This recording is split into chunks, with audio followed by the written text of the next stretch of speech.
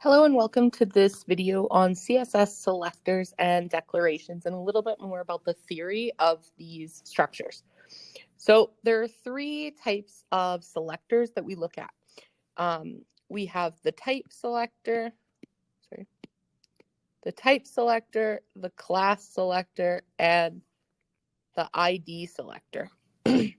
So when we're looking at the type selector, that's just what we put in the arrow brackets. So when we do, that is type paragraph. This is type heading 1. This is type div. So those are your type selectors. We don't often refer to them as type selectors. We just call them tags or HTML tags, and that's fine. The ones that we really want to look at the difference between is your class and ID selectors. So when we're looking at our class selector, that's going to be when inside of a tag, so let's say on this paragraph tag, so the type is paragraph, but we might go ahead and set the class equal to,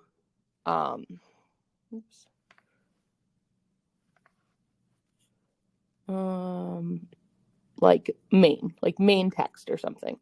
If we're setting the class, usually it's for a group of things. So that's where we're getting our class selector. And then the last selector that we look at is the ID selector. So our ID selector is using the hashtag when it's in CSS, and the class selector is using the dot when it's in CSS. So we'll look at some examples here. So here is code from that online coding program that you used, and you can see, just remind myself of the colors here, yellow is class. So you can see that the class is set to column for each of these divs. And anytime we have a group of things that we want to have the same styling, we are going to use the class tag. So if it's a group, use class. Okay. Whenever we're looking at kind of individual items, so in this case, we're looking at the first column, the second column, and the dessert column or dessert section, then when we're looking at individual things, we are always going to use ID. So you can use class and ID interchangeably, and you'll see a lot of people do those. But what you want to aim to do is if it's going to be a few things that you want to have the same styling together, use class. And if it's going to be an individual item that you kind of want to set apart, use your ID tag, okay? So these are ID tags, and this is your class tag. So we kind of have three different ways here that we can sort our data. So we use our type, and we set for the type every div on the whole website unless it gets overwritten. Then we can add or overwrite styling in our class.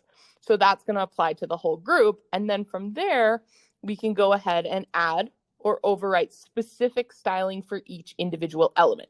So in this case, we want all of the divs on the page to have this styling. Then we want everything in the column class to be floated to the left with a width of 30%. So that's going to give us that nice column in the middle because this is from the Esha's restaurant.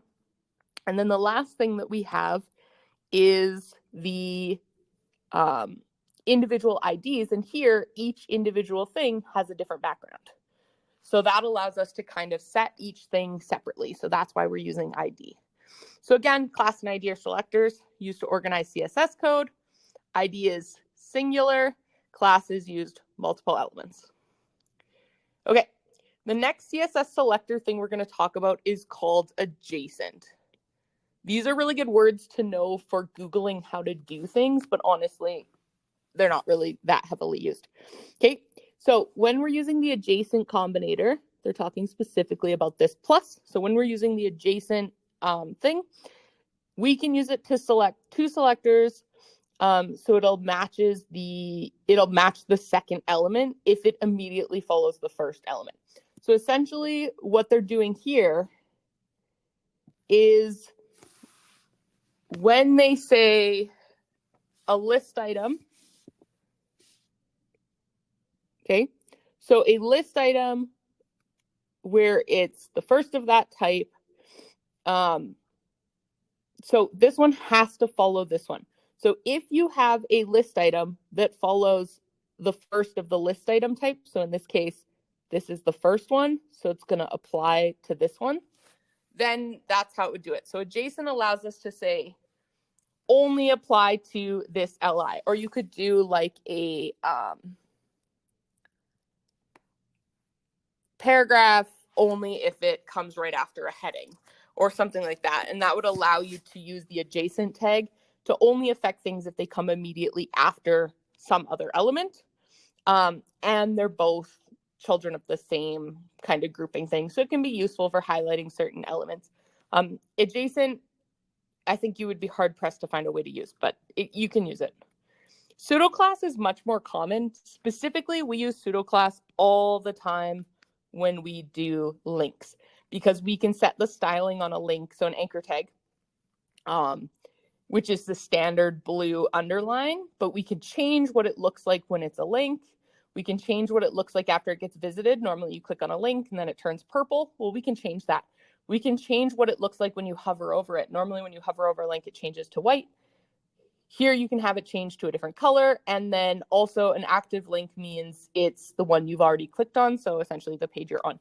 That's probably the most common place we use pseudo classes, but there's lots of other places you'll see it show up. And what you need to know is that when you're using a pseudo class, you have to use that colon. So you will see these things show up. They're not often referred to as this, but you do use them throughout. The first child pseudo class is essentially a way of picking the first element in a list or item. So sometimes with like a drop-down menu or something, or a list, we want to highlight the first item. We could use first child. You can use last child. These are all things that you can use. It just represents the first or last element. Nth child is very useful, and this one was often used for highlighting. So you'll notice that all of the even values here are highlighted in this yellow color. So what we have is, this is called the nth child. So you set it up by saying which item you want to affect, colon, nth child, and then in these brackets, you put what it's affecting. So you can use, the most common ones you're probably going to use is to just put even or odd. That's what's causing the white and light yellow striping. So quite often if you want to have your website alternating colors or a list alternating colors, because it doesn't have to be a list, it could be your whole website layout is alternating colors. You can also do things like 2n, or in this case minus n plus 3 is going to be the first 3 items. If you just did n plus 3, it would start at the third item and then highlight down, and all those would be selected. So you can go ahead and play around with that, but that's what nth child is doing. Again, especially at the level you guys are at, the most common place we're going to use it is with this even and odd, and probably for styling every other one to look slightly different. But yeah, if you're looking for search terms for looking at more examples, search nth child or pseudo class, and you'll find lots of examples. And that's a quick overview of the selectors and declarations that you can use in your CSS code.